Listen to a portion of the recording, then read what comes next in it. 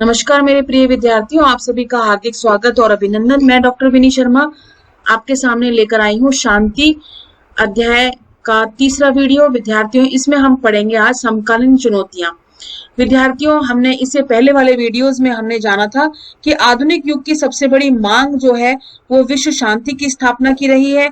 शांति एक ऐसी अवस्था है जिसमें सभी लोगों को विकास के समान अवसर प्राप्त होने चाहिए और किसी प्रकार का सामाजिक, आर्थिक और राजनीतिक शोषण नहीं होना चाहिए। आतंकवाद, शस्त्रीकरण, युद्ध शांति के मार्ग में सबसे बड़ी बाधाएं हैं। संयुक्त राष्ट्र संघ का मुख्य उद्देश्य अंतर्राष्ट्रीय शांति एवं व्यवस्था बनाए रखना है। निःशस्त्रीकरण का अर्थ है शारीरिक हिंसा के प्रयोग के समस्त भौतिक और मानवीय साधनों के उन्मूलन से रहा है।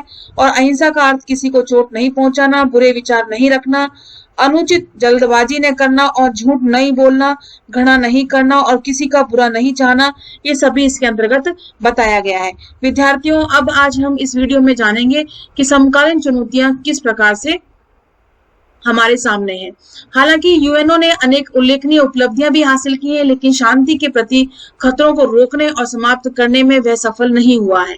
इसके बजाय दबंग राष्ट्रों ने अपनी संप्रभुता का प्रभावपूर्ण प्रदर्शन किया और क्षेत्रीय सत्ता संरचना, अंतर्राष्ट्रीय व्यवस्था को भी अपनी प्राथमिकताओं और धारणाओं के आधार पर बदलना चाहा है।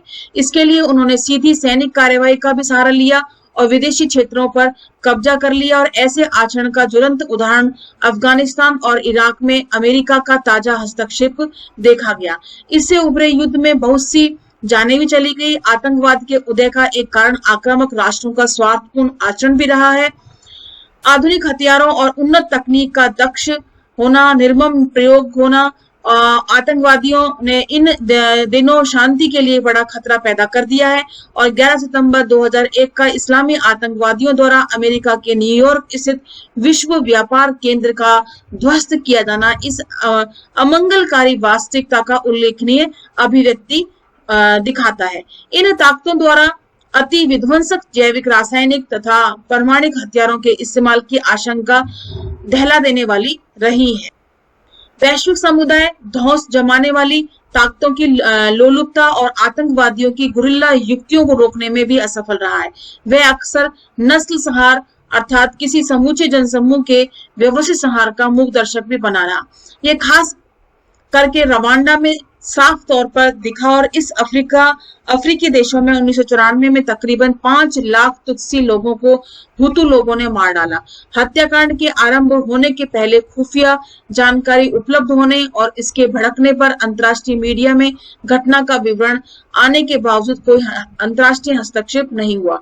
संयुक्त राष्ट्र ने रवांडा के खून खराबा को रोकने के लिए शांति अभियान चलाने से इनकार कर दिया।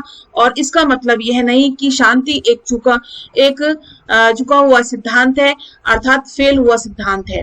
अर्थात दूसरे विश्व युद्ध के बाद जापान और कोस्टारिका जैसे देशों ने सैन्य बल नहीं रखने का फैसला किया और विश्व के अनेक हिस्सों में परमाणु हथियार से मुक्त क्षेत्र बने, जहां आणविक हथियारों को विकसित और तैनात करने पर एक अंतर्राष्ट्रीय मान्यता प्राप्त समझौते के तहत पाबंदी लगी है। आज इस तरह के 6 क्षेत्र हैं जिसमें ऐसा हुआ है या इसकी प्रक्रिया चल रही है। इसका विस्तार दक्षिण ध्रुवीय क्षेत्र, लैटिन अमेरिका, कैरेबियन क्षेत्र, दक्षिण पूर्व एशिया, अफ्रीका, दक्षिण प्रशांत क्षेत्र, मंगोलिया तक है। सोवियत संघ के 1991 में विघटन से अति शक्तिशाली देशों के बीच सैनिक प्रतिद्वंद्विता, खासकर परमाणु प्रतिद्वंद्विता पर पूर्ण विराम लग गया और अंतर्राष्ट्रीय शांति के लिए प्रमुख खतरा समाप्त हो गया। इसके अलावा विद्यार्थी समकालीन युग शांति को बढ़ावा देने के लक्ष्य को लेकर होने वाली बहुत ही लोकप्रिय पहलकदमियों का साक्षी भी बना और इन सभी को प्राय शांति आंदोलन कहा जाता है। दोनों विश्व युद्धों के कारण हुए विध्वंस ने इस आंदोलन को प्रेरित किया और यह तब से जोर पकड़ता चला गया और राजनीतिक और भौगोलिक अवरोधों के बावजूद दुनिया में बड़े पैमाने पर इसने अनुयायी पैदा कर दिए और इस आंदोलन को विभिन्न तबके के लोगों ने बढ़ावा दिया, जिनमें लेखक, वैज्ञानिक, शिक्षक, पत्रकार, पुजारी, राजनेता, मजदूर सभी शामिल हैं। इसका लगातार विस्तार हुआ और महिला सशक्तिकरण, पर्यावरण सुरक्षा जैसे अन्य आंदोलनों के समर्थकों से पारस्परिक फायदेमंद जुड़ाव होने से यह और अधिक संघन हुआ और इस आंदोलन ने शांति अध्ययन नामक ज्ञान की एक नई शाखा का भी सृजन किया और इंटरनेट जैसे संप्रेषण के लिए के नए माध्यम का कारगर भी इस्तेमाल किया। तो इस प्रकार से विद्यार्थियों समकालीन चुनौतियों में दबंग राष्ट्रों को प्रभावपूर्ण प्रदर्शन, इराक में अमेरिका का दखल, आतंकवाद का स्वार्थपूर्ण आचरण देखा गया, अंतर्राष्ट्रीय हस्तक्षेप न होना, जैसे गोरिल्ला युद्ध 1994 में, तुत्सी लोगों को मारा जाना, रवांडा में खून खराबा और कई कदम ऐसे उठाना। इन सब के बावजूद भी कुछ क्षेत्रों में जहां तक आणविक हथियारों पर पाबंदी है, ऐसे क्षेत्रों को 6 क्षेत्रों को गिनाया गया, इसमें दक्षिण ध्रुवीय क्षेत्र, लैटिन अमेरिका, कैरिबियन क्षेत्र, दक्षिण पूर्वी एशिया, अफ्रीका, दक्षिण प्रशांत क्षेत्र और मंगोलिया। और समकालीन विश्व में शांति को की प्राथमिकता दी जा रही है और शांति अध्ययन नामक ज्ञान की एक नई शाखा का भी सृजन हो चुका है। और यूएन की स्थापना 24 अक्टूबर 1945 को विश्व शांति स्थापित करने के उद्देश्य से भी की गई है। इसके बाद विद्यार्थियों हम बात करते हैं शांतिवाद की, कि शांतिवाद विवादों को सुलझाने के औजार के बतौर युद्ध या हिंसा के बजाय शांति का उपदेश देता है। इसमें विचारों की अनेक छवियां शामिल हैं। इसके दायरे में कूटनीति को अंतर्राष्ट्रीय विवादों का समाधान करने में प्राथमिकता देने से लेकर किसी भी हालत में हिंसा और ताकत के इस्तेमाल के पूर्ण निषेध तक आते हैं। शांतिवाद सिद्धांत पर भी आधारित हो सकता है और व्यवहारिकता पर भी आधारित हो सकता है। सैद्धांतिक शांतिवाद का जन्म इस विश्वास से होता है कि युद्ध, सुविचारित घातक हथियार, हिंसा या किसी प्रकार की जोर जबरदस्ती नैतिक रूप से गलत है। व्यवहारिक शांतिवाद ऐसे किसी चरम सिद्धांत का अनुसरण नहीं करता। यह मानता है कि इस विवादों के समाधान में युद्ध से बेहतर तरीके भी हैं। यह समझता है कि युद्ध पर लागत ज्यादा आती है, फायदे कम होते हैं। युद्ध से बचने के पक्षधर लोगों के लिए श्वेत कपोत जैसे अनौपचारिक शब्दों का प्रयोग होता है। शब्द सुलह समझौते के पक्षधर की सौम्य प्रकृति की भी ओर इशारा करते हैं। कुछ लोग सुलह समझौते के पक्षधरों को शांतिवादी के दर्जे में नहीं रखते हैं, क्योंकि वह कतिपय यानी कुछ परिस्थितियों में युद्ध की औचित्यपूर्ण मान सकते हैं। बाज या युद्ध पिपासु लोग कपोत प्रकृति के विपरीत होते हैं। कपोत यानी कबूतर की प्रकृति के होते हैं। युद्ध का विरोध करने वाले कुछ शांतिवादी सभी प्रकार की जोर जबरदस्ती, मसलन शारीरिक बल प्रयोग या संपत्ति की बर्बादी के विरोधी नहीं होते। उदाहरण के रूप में हम देख सकते हैं, असैन्यवादी आमतौर पर हिंसा के बजाय आधुनिक राज्यों की सैनिक संस्थाओं के विशेष रूप में विरोधी होते हैं। अन्य शांतिवादी अहिंसा के सिद्धांतों का अनुसरण करते हैं, क्योंकि वे सिर्फ अहिंसक कार्यवाही के स्वीकार्य होने का विश्वास करते हैं। फिर इसके बाद हम देखते हैं विद्यार्थियों निष्कर्ष के रूप में, इस अध्याय में हमने शांति के विभिन्न पहलुओं और इसके अर्थ और इसके सामने की बौद्धिक और व्यवहारिक चुनौतियों और इनके लक्षणों की तहकीकात की। हमने देखा कि शांति के क्रियाकलापों में सद्भावनापूर्ण सामाजिक संबंध के सृजन और संवर्धन के अविचल प्रयास शामिल हुए हैं, जो मानव कल्याण और खुशहाली के प्रेरक होते हैं। शांति की मांग में अन्याय से लेकर उपनिवेशवाद तक अनेक अवरोध हैं, लेकिन उन्हें हटाने में बेलगाम हिंसा के प्रयोग का लालच अनैतिक, अत्यधिक जोखिमपूर्ण रहा। दोनों ही है, अनैतिक भी है और अत्यधिक जोखिमपूर्ण भी है। नस्लसंहार, आतंकवाद और पूर्ण युद्ध के युग में जो नागरिक और योद्धा के बीच की रेखा को धूमिल करता है, शांति की खोज को राजनीतिक कार्यवाहियों के साधन और साध्य दोनों के ही रूप में रूपायित करना चाहिए। अब विद्यार्थियों बात आती है प्रश्नावली की। क्या आप जानते हैं विद्यार्थियों कि एक शांतिपूर्ण दुनिया की ओर बदलाव के लिए लोगों के सोचने के तरीके में बदलाव जरूरी है? क्या मस्तिष्क शांति को बढ़ावा दे सकता है? और क्या मानव मस्तिष्क पर केंद्रित रहना शांति स्थापना के लिए पर्याप्त है? विद्यार्थियों इससे संबंधित आपको उत्तर देना है इसमें कि वर्तमान समय में यदि हम एक शांतिपूर्ण दुनिया की इच्छा करते हैं तो लोगों के सोचने के तरीकों में बदलाव लाना आवश्यक है। क्यों? क्योंकि यदि लोगों के मस्तिष्क शांति की बातों के बारे में सोचेंगे तो हिंसात्मक गतिविधियां अपने आप कम हो जाएंगी। परंतु यहाँ पर यह बात उल्लेखनीय विद्यार्थियों की केवल मस्तिष्क पर केंद्रित रहकर शांति की स्थापना नहीं हो सकती। मस्तिष्क तो शांति स्थापना का एक उपाय दे सकता है। उस उपाय को उचित ढंग से लागू करने के लिए कुछ अन्य महत्वपूर्ण साधनों की आवश्यकता होती है। दूसरा प्रश्न आता है, राज्य को अपने नागरिकों के जीवन और अधिकारों की रक्षा अवश्य करनी चाहिए। हालांकि कई बार राज्य के कार्य इसके कुछ नागरिकों के खिलाफ हिंसा के स्रोत होते हैं और कुछ उदाहरणों की मदद से आपको इसकी टिप्पणी करनी है। तो विद्यार्थियों इसमें आप उत्तर देंगे कि वर्तमान लोकतांत्रिक राज्यों का यह प्रथम कर्तव्य है कि वह अपने नागरिकों के जीवन व अधिकारों की रक्षा करे, परंतु कई बार ऐसी परिस्थितियां उत्पन्न हो जाती हैं कि राज्य को नागरिकों के जीवन और अधिकारों की रक्षा के लिए दमन शक्ति का भी प्रयोग करना पड़ता है, जिस कारण कई बार नागरिकों को शारीरिक हानि भी पहुंचती है। इसके बाद विद्यार्थियों प्रश्न आता है, शांति को सर्वोत्तम रूप में तभी पाया जा सकता है जब स्वतंत्रता, समानता और न्याय कायम हो।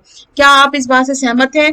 तो इसका उत्तर देते समय आपको बताना होगा विद्यार्थियों कि यह विचार पूर्णतः सही है, क्योंकि शांति सर्वोत्तम रूप में तभी पाई जा सकती है जब स्वतंत्रता, समानता और न्याय की स्थापना होगी।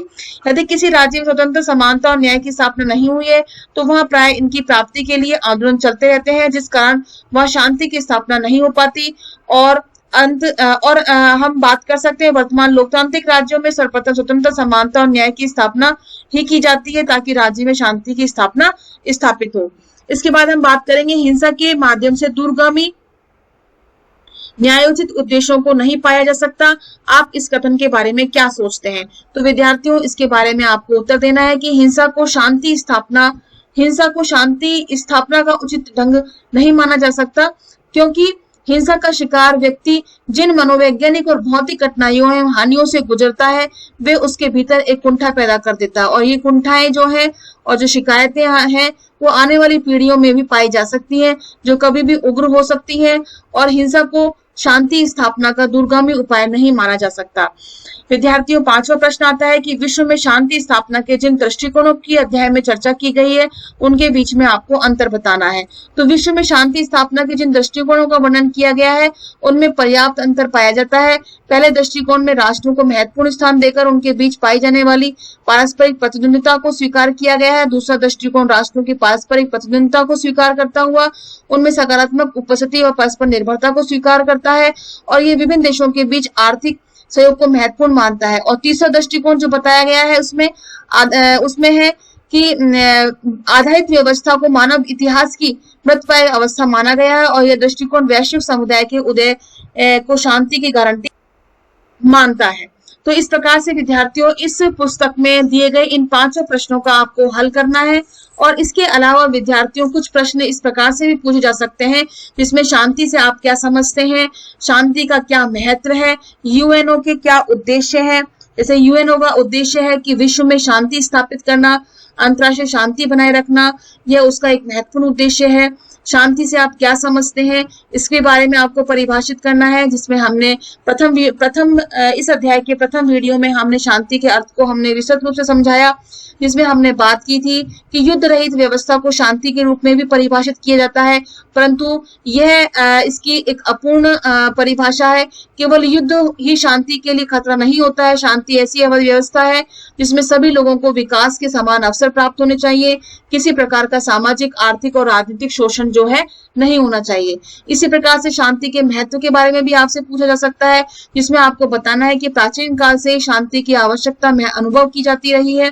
शांति सार्वभौमिक धारणा है। प्राय सभी धर्मों के व्याख्यानों में शांति एक महत्वपूर्ण स्थान प्राप्त करती जा रही है। विश्व में विकास एवं प्रगति के लिए शांति अत्यंत ही आवश्यक है। इसी प्रकार से विद्यार्थियों निशस्त्रीकरण क्या होता है इसके बारे में आपसे पूछा जा सकता है। निशस्त्रीकरण का अर्थ होता है शस्त्रों की दौड़ में कमी करना या शस्त्रों की दौड़ को खत्म करना। इसी प्रकार से अहिंसा से क्या अभिप्राय है ये पूछा जा सकता है आपसे। अहिंसा से अभिप्राय जैसा कि हमने पिछले वीडियो में भी आपको बताया कि किसी को चोट नहीं पहुंचाना, बुरे विचार नहीं रखना, अनुचित जल्दबाजी नहीं करना, किसी को झूठ नहीं बोलना, घृणा नहीं करना, किसी को बुरा नहीं कहना, किसी के बारे में बुरा नहीं सोचना। ये सभी चीजें जो हैं, ये सभी विषय जो हैं अहिंसा के बारे में बताए जाते हैं। इसी प्रकार से बात आती है शक्ति संतुलन से क्या अभिप्राय है। इसके बारे में आपसे पूछा जा सकता है कि शक्ति संतुलन का अर्थ है किसी भी देश को इतना सबल नहीं बनने दिया जाना चाहिए कि वह दूसरों को सुरक्षा के लिए खतरा बन जाए। इस शक्ति संतुलन के अंतर्गत विभिन्न राष्ट्र अपने आपसी शक्ति संबंधों को बिना किसी बड़ी शक्ति के हस्तक्षेप की स्वतंत्रता पूर्वक संचालित कर सके, और इस प्रकार यह एक विकेंद्रित व्यवस्था है जिसमें शक्ति तथा नीति निर्माण इकाइयों के हाथों में ही रखी जाती है। तो इस प्रकार से इन प्रश्नों को आपसे विस्तृत रूप से पूछा जा सकता है। इसी प्रकार से आधुनिक विश्व की क्या मांग है। आधुनिक विश्व की मांग के बारे में आपको बताना है कि आधुनिक विश्व की मांग है अंतर्राष्ट्रीय शांति। और इसी प्रकार से सामूहिक सुरक्षा क्या होती है, सामूहिक सुरक्षा के बारे में आपसे पूछ सकते हैं। सामूहिक सुरक्षा का अर्थ है राष्ट्रों के सामूहिक प्रयत्नों द्वारा विश्व शांति और सुरक्षा को बनाए रखना। कोई एक राष्ट्र दूसरे राष्ट्र पर आक्रमण नहीं करे और आक्रमण करने वाले देश के विरुद्ध अन्य सभी राष्ट्र सामूहिक रूप से कार्यवाही करें और वे सभी अन्य राष्ट्र एक होकर के उस आक्रमण करने वाले राष्ट्र के प्रति उसकी हेल्प करें, ताकि उसके प्रयत्नों को विफल बनाया जा सके और युद्ध के बढ़ रहे वातावरण को नियंत्रित किया जा सके। तो इस प्रकार से विद्यार्थियों आपसे प्रश्न पूछे जा सकते हैं। इसके अलावा एक प्रश्न और बनता है, शांति स्थापना के 2 उपाय अगर पूछे जाए तो निशस्त्रीकरण और युद्धों को रोकना, और शांति के मार्ग में आने वाली जो बाधाएं हैं उनमें उन बाधाओं में हम आतंकवाद और शस्त्रीकरण को देख सकते हैं। तो इस प्रकार से विद्यार्थियों यह पाठ हमारा, यह अध्याय हमारा यहीं समाप्त होता है और विभिन्न प्रश्नों को हमने इसमें हल करने का प्रयास किया है। फिर भी आपको किसी प्रकार का डाउट होता है, संशय होता है तो आप कमेंट बॉक्स में लिख सकते हैं। इसके साथ ही यह वीडियो यहीं समाप्त करते हैं और नेक्स्ट वीडियो में हम अगला अध्याय लेकर के आएंगे, 10वां अध्याय, जिसका नाम है विकास। विकास को लेकर हम नया वीडियो तैयार करेंगे। तब तक के लिए आपसे हम विदा लेते हैं। नमस्कार एंड धन्यवाद।